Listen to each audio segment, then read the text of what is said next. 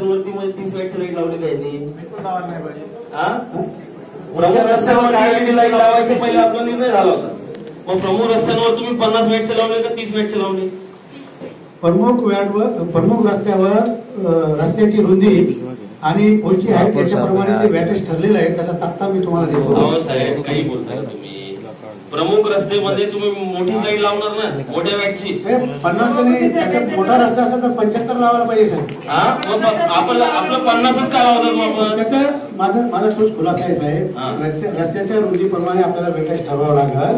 प्रमुख रस्ता म्हणजे रस्त्याची रुंदी जर जास्त असेल तर जास्त रस्त्याची रुंदी कमी असेल. तुमच्या माहितीनुसार आता निराला बाजार हा रोड किती मोठा आहे? किती मोठा आहे निराला बाजार प्रमुख रस्ता?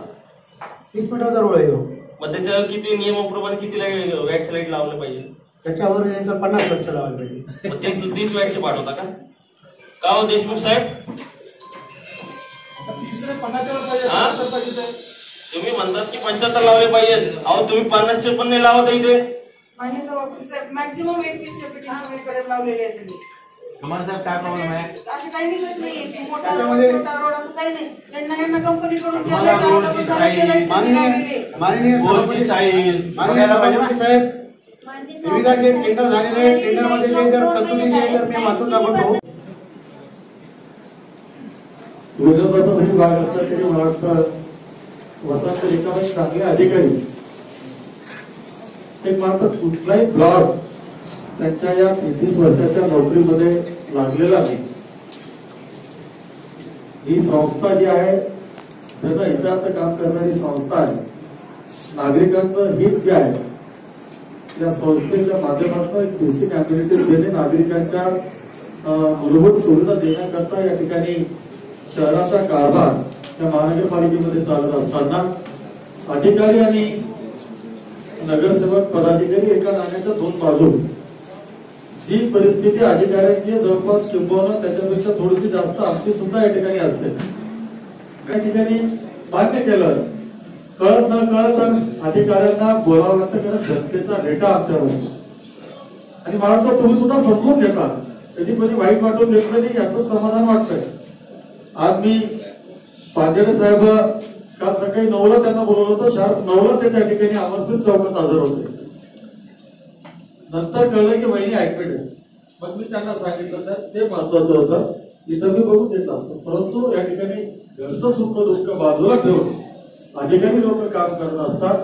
आपणही तेवढंच या ठिकाणी सगळ्यांची एक प्रामाणिक भावना की ज्या अपेक्षेने जनतेने या ठिकाणी आम्हाला या ठिकाणी पाठवलेलं आहे जनतेच्या अपेक्षा या ठिकाणी आपल्या माध्यमातून पूर्ण करण्याकरता आपण सगळेजण प्रयत्न करत असतो. आणि निश्चितपणे महानगरपालिकेची जर आजची आपण बघितली परिस्थिती तर महिना अखेर आला जसं एक पूर्वी सिलोनला गाणं लागायचं आज 1 तारीख आहे तसं महिन्याच्या शेवटच्या दिवशी आपोआप एक रिंगटोन कानामध्ये महिन्याचा आजचा शेवटचा दिवस आहे लागलीच आस्थापना विभागाला फोन करावा लागतो की आज किती अधिकारी कर्मचारी निवृत्त होत आहेत. एक संख्या जी बघितली तर मला वाटतं प्रत्येक मंथ एंडला महिन्याच्या शेवटच्या दिवशी जवळपास 4-5 अधिकारी कर्मचारी निवृत्त व्हायला लागले. म्हणूनच या ठिकाणी एक सक्षम अधिकारी म्हणून मोठा काढायला ही जबाबदारी दिलेली आकृती बनत त्या ठिकाणी शासनाकडे पाठवायची. फार काही बोलणार नाही. सभापती साहेबांना मला वाटतं सभापती साहेब हळूच म्हणत हे जनरल मध्ये हल नाहीये.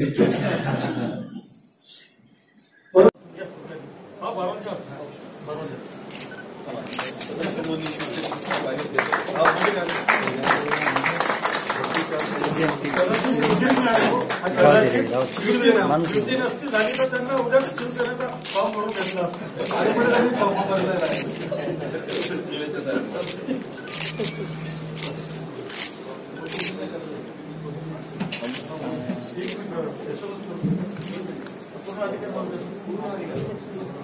असा भाव ठीक आहे.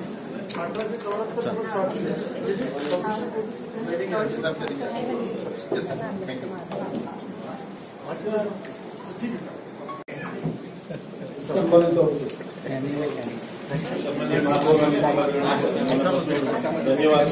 त्यांनी या बैठकीत वेळ देऊन साहेबांना सत्कार करायचं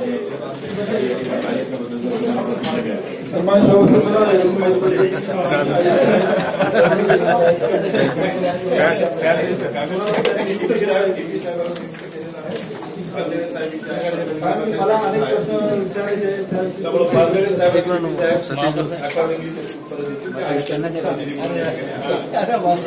स्वाद घेताय ना माझ्यामुळे घेतात